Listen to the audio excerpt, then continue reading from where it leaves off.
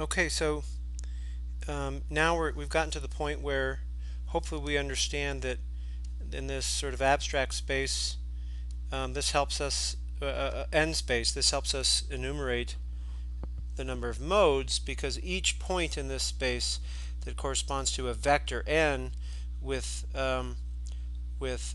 coordinates nx, ny, and nz, which are related to the kx, ky, and kz like this. Each one of those n vectors corresponds to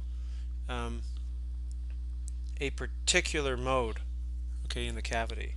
So in analogy with the one-dimensional case, where k sub n is equal to pi n divided by a, again the 2's cancel, so k sub n is equal to pi n divided by a, we can write in this three-dimensional case, we can write that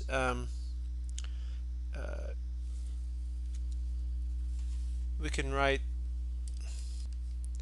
k is equal to pi times n divided by a, where now k and n's are vectors. N is just this vector in n space. K is the vector kx x hat plus ky y hat plus kz z hat. Okay. Now, again, this comes from basically just this direct analogy here, the relationship between k's and n's. Okay. So if we rearrange this, then we can write that n is equal to 2a, divided by lambda n hat, and this just basically comes from the definition of a k. Okay, k is equal to 2 pi over lambda. So when you plug that in, and then we basically just have an n hat, which is just gives us a direction in n space. Okay, and now what this implies is that n squared, okay, let me do it like this, n squared is equal to 4a squared over lambda squared, and n squared is just equal to nx squared plus ny squared plus nz squared. Okay, so this just gives us a relationship between the values of nx, ny, and nz and the actual wavelength that corresponds to that.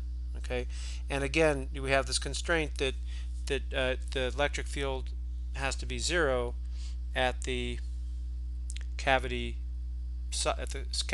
walls because of Maxwell's equations, basically.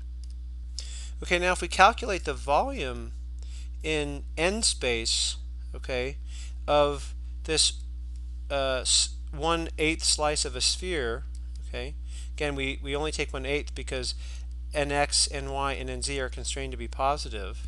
Okay, that'll give us basically the number of possible modes in the cavity up to a particular wavelength, which corresponds to the maximum value there. Okay, so the volume in n space is equal to 4/3 pi times n1 squared plus n2 squared plus, these are x, y, z squared, and this just goes to the 3/2. Basically, we're taking the it's 4/3 pi r cubed, okay, and then we have to multiply this by 1/8 in order to account for the fact that we're only looking at 1/8 of a sphere. Okay. The other thing we have to do is we have to multiply this whole thing by 1/2, all right, because each mode can actually have two different polarizations, and this is just a subtle bit of physics that we don't have time to discuss. All right, and so if we do that, then what we'll get is the total number of modes in the cavity. Okay, so basically when we multiply this all out, we get this expression, which we'll discuss on the next clip.